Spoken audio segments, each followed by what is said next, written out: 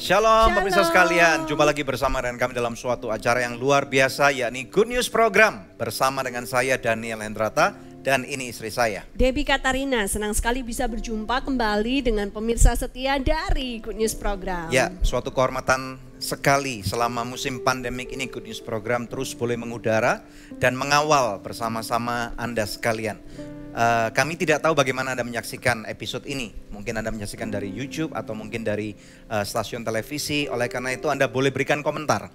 Mari berinteraksi bersama dengan kami. Karena kita tahu kebersamaan ini kita akan percaya, kita punya iman bahwa kita pasti akan melihat akhir daripada pandemik ini. Kalau percaya Anda boleh ketikkan Amin. amin. Puji Tuhan. Jangan lupa bahwa Good News Program dapat pula Anda tentunya saksikan melalui YouTube channel kami. Dan puji Tuhan sampai dengan hari ini kami terus tanpa bosan mengajak Anda. Apabila selama ini Anda sudah diberkati dengan pelayanan Good News Program, yuk rame-rame kalau Anda belum pernah subscribe yuk, sehingga Anda boleh memberikan support kepada kami untuk mencapai subscriber 30.000 pemirsa sekalian. Yuk, Ya, silakan. hari ini kita akan mengangkat satu tema yang penting sekali untuk disimak. Judulnya adalah menolak cerai. Ya, karena musim pandemik ini katanya ada banyak berita yang bilang orang-orang itu pada mau bercerai gitu kan ya. Jadi Ya. kita perlu belajar bagaimana kiat-kiatnya untuk mempertahankan pernikahan kita di tengah-tengah pandemik yang seperti sekarang ini. Sangat penting sekali dan kita mendapatkan seorang tamu kehormatan. Beliau bernama Bapak Pendeta Hengki So. Dan beliau ini akan menjadi narasumber yang sangat penting sekali, keynote speaker pada saat ini. Dan kita percaya dari apa yang beliau jabarkan karena gereja beliau ini sangat terkenal sekali untuk memperkuat kisi-kisi keluarga. Sehingga setiap pemirsa sekalian, apabila Anda mempunyai masalah di dalam pernikahan Anda, terutama di musim pandemik ini, jangan lupa untuk terus stay tune ya. Ya. Oke? Untuk itu pemirsa, mari sama-sama kita simak satu tayangan video klip yang berikut ini.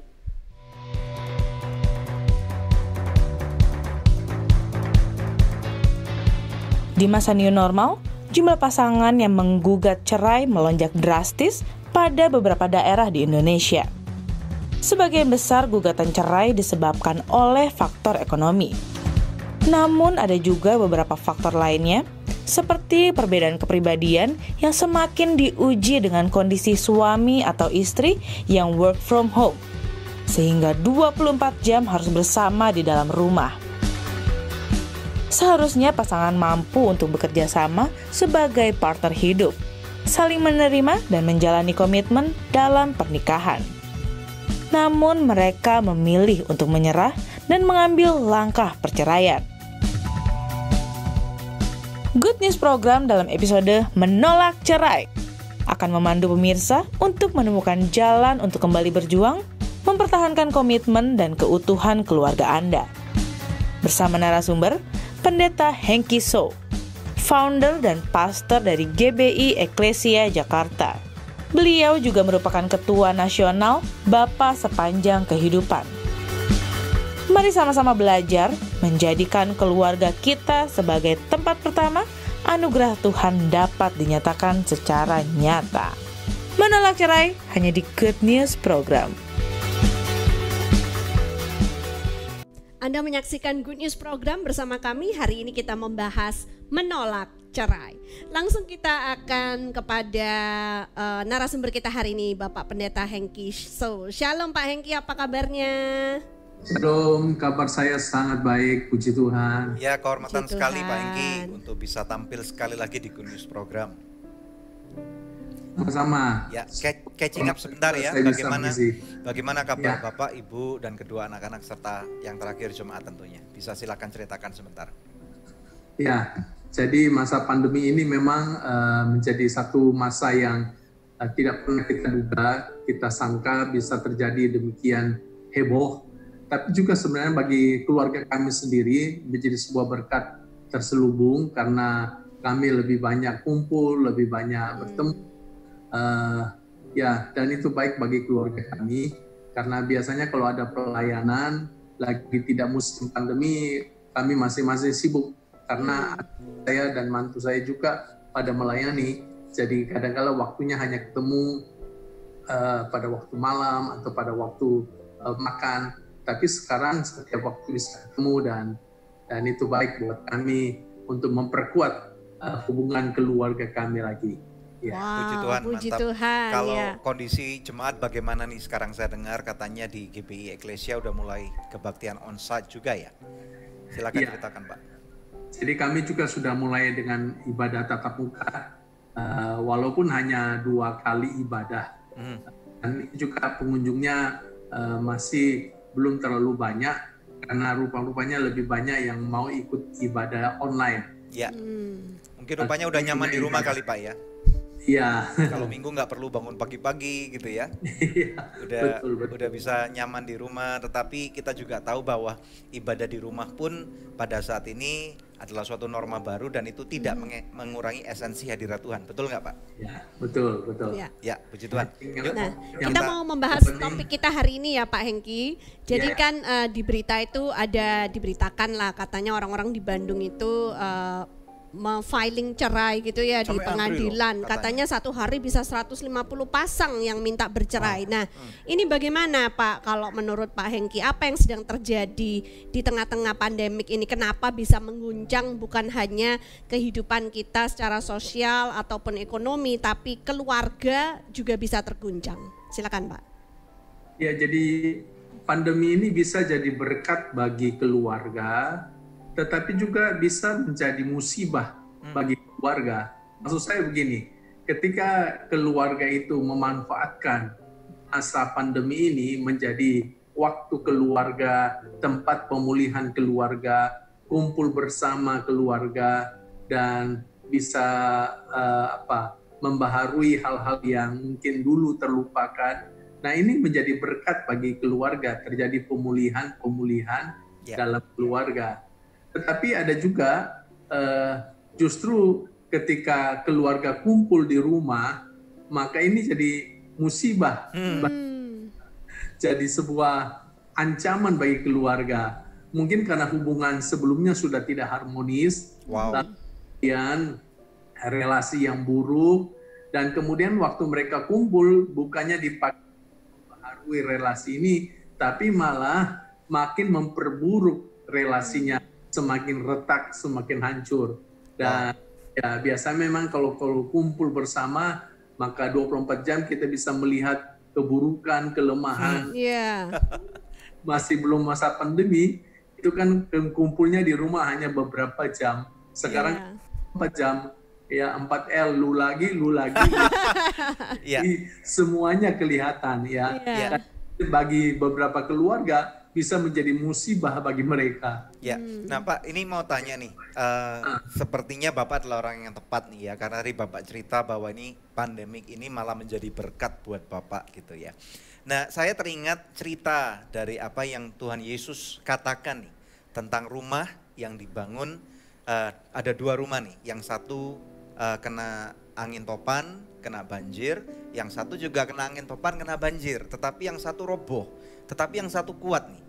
Nah, tetapi kemudian Tuhan Yesus menceritakan tetapi bahwa dasarnya yang berbeda. Nah, ini menurut Bapak apakah ini setara nih, similar nggak dengan kondisi sekarang dengan perumpamaan yang Tuhan Yesus ceritakan ini, Pak? Silakan, Pak. Ya, kalau keluarga kita memang dasarnya itu adalah firman Tuhan, dasarnya adalah Kristus, maka pasti walaupun pandemi ini begitu hebat sekali melanda keluarga kita akan tetap kuat.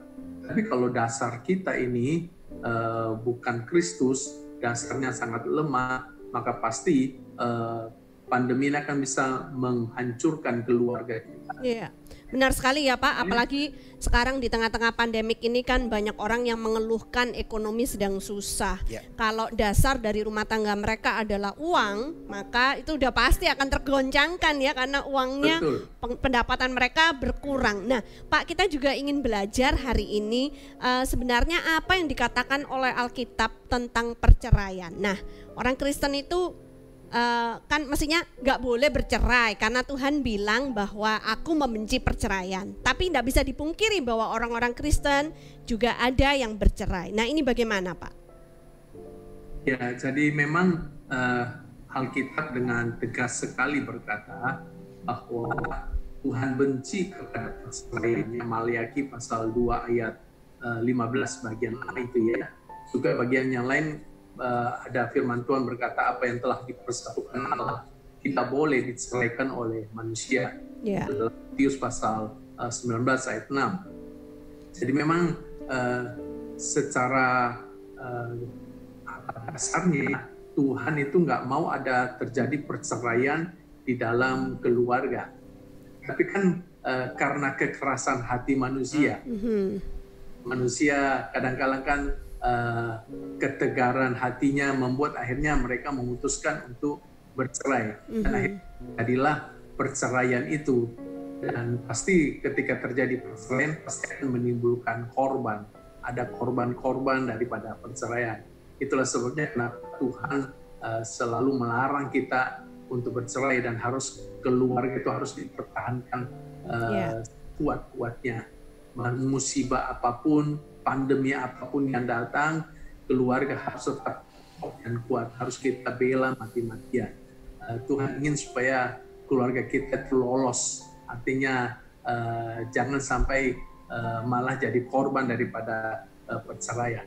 Ada nggak real case Pak? Mungkin dari jemaat internal atau mungkin dari orang yang misalnya tahu kalau Bapak adalah seorang hamba Tuhan yang banyak fokus pelayanan tentang keluarga, kemudian mereka menghubungi Bapak tentang kondisi runcing atau ujung tanduk daripada keluarganya pada saat-saat ini. Kalau di jemaat kami, puji Tuhan sampai hari ini belum ada kasus perceraian. Puji Tuhan. Tapi kasus perselisihan, pertengkaran dalam keluarga ada. Lebih banyak itu karena masalah keuangan. Karena memang masa pandemi ini memang salah satu yang dampaknya pada keuangan keluarga.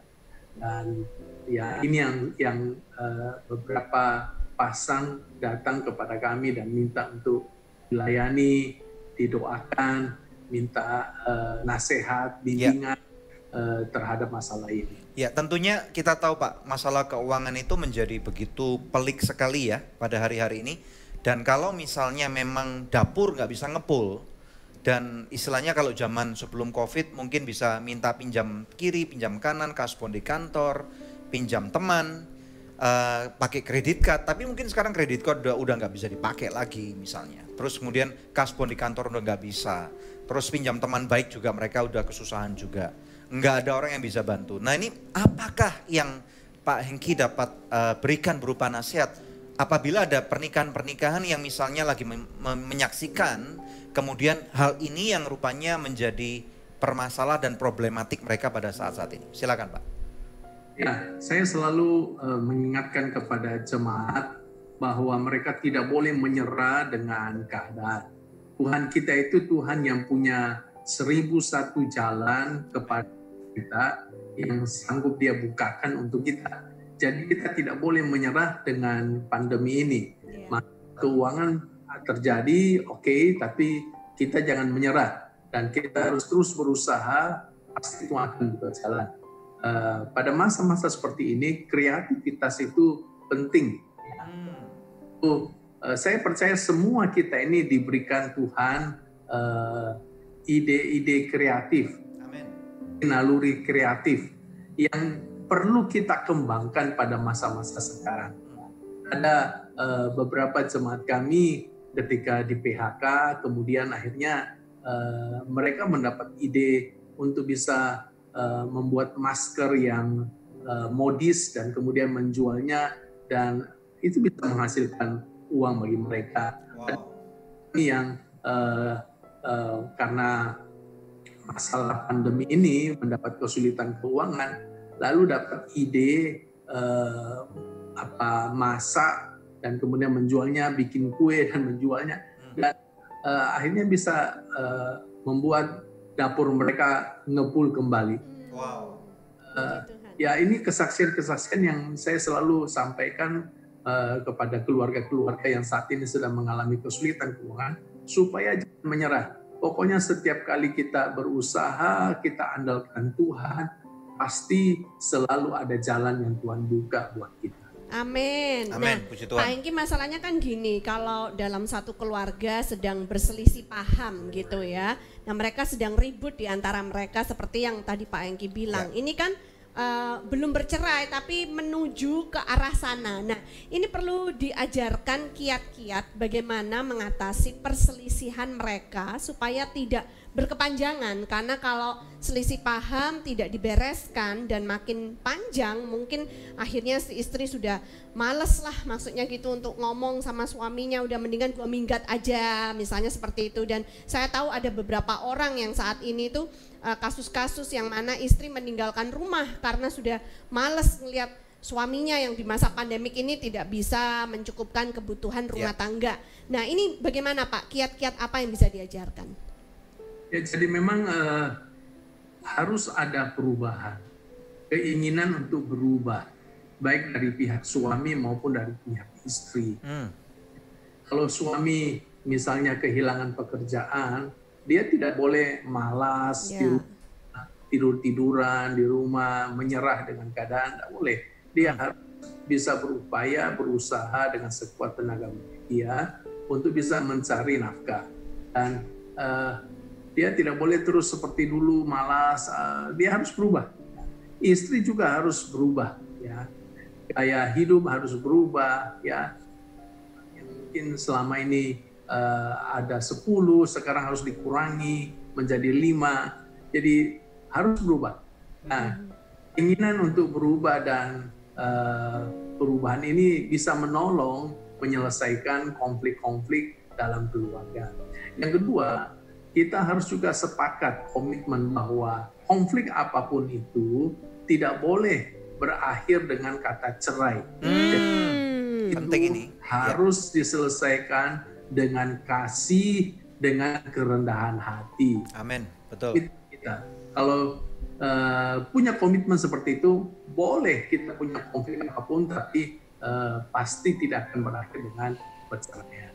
Kalau ada yang bertanya Pak, misalnya nih mereka punya sahabat baik, misalnya sahabat baik itu misalnya sudah bercerai nih, dan kemudian kondisinya lebih baik nih Pak, dan kemudian sepertinya ini memberikan satu role model atau contoh bahwa ternyata orang cerai itu not so bad gitu loh.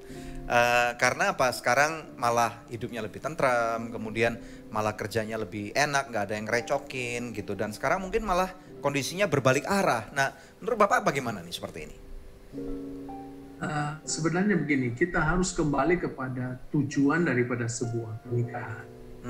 Kalau pernikahan Kristen kan sebenarnya tujuan kita menikah bukan untuk mencari kebahagiaan, bukan untuk mencari kesuksesan, bukan untuk mencari sebuah kehidupan yang lebih baik.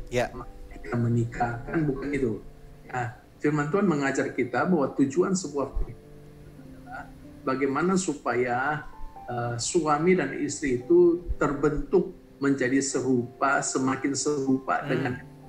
Nah, dan kadang-kala tujuan ini yang dilupakan, mungkin kurang diajarkan pada waktu bimbingan pranikah. Nah, ketika ada banyak pasangan suami istri Kristen menikah, mereka bukannya mengejar keserupaan seperti Kristus, tapi yang mereka mengejar adalah kebahagiaan, yang mereka adalah keberhasilan, yang mereka kejar adalah kemakmuran, yang mereka kejar itu adalah bagaimana supaya karir mereka bisa semakin sukses.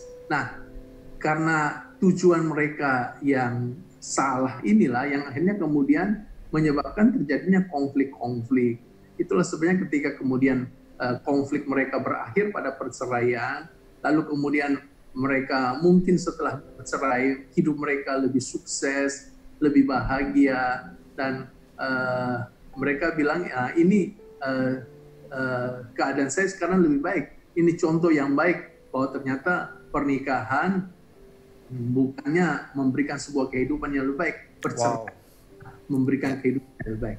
Nah, ini karena salah tujuan. Kalau semua kita ini mengerti maksud daripada Tuhan membentuk sebuah lembaga pernikahan, bahwa setiap kita suami istri, anak, anggota keluarga itu harusnya terbentuk, diproses menjadi serupa dengan Kristus, maka saya percaya semua kita akan tidak berakhir dengan perceraian. Konflik apapun akan selalu menganggap bahwa itu adalah sebuah proses dari Tuhan untuk membentuk kita menjadi semakin serupa dengan Kristus. Ya, ada nggak Pak misalnya karena kita tahu nih ya, mungkin cara masa lalu seseorang dibesarkan itu mempengaruhi baik karakter ataupun mungkin kultur budaya kehidupan cara berpikirnya. Nah kalau seseorang yang misalnya tadi Bapak katakan nih untuk seseorang serupa dengan Kristus dan proses menuju keserupaan dalam Kristus ini kan kadang-kadang bisa cukup panjang dan cukup memerlukan ketahanan atau endurance. Nah bagaimana sikapnya kalau salah satu daripada pasangan suami istri itu gampang nyerah dan kemudian udah deh saya udah lelah nih, udah nggak kuat misalnya seperti itu.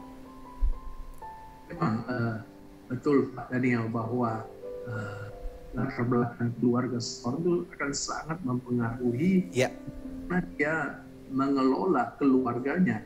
Jadi kalau dia misalnya dibesarkan dalam keluarga yang papa mamanya minta maaf ya bercerai, maka dia tidak akan menganggap pernikahan sebagai sesuatu yang sakral yang perlu diperjuangkan. Dia pun nanti satu kali akan gampang menyerah dan berakhir pada perceraian. Ya. Kalau dia dibesarkan dalam keluarga yang mungkin kurang menghargai sebuah lembaga pernikahan, ya sama, pasti berakhirnya seperti itu. Kalau ada konflik terjadi di dalam keluarganya, ya dia pasti akan gampang menyerah. Tapi kalau dia dibesarkan dalam sebuah keluarga yang betul-betul mengerti nilai-nilai keluarga, bagaimana kesucian dan bagaimana sebuah lembaga pernikahan harus dihargai, dihormati, maka pasti akan juga ketika ada konflik dalam keluarga dia akan tetap mempertahankan keluarga. Jadi memang latar belakang bagaimana orang itu dibesarkan mempengaruhi pandangannya terhadap keluarga.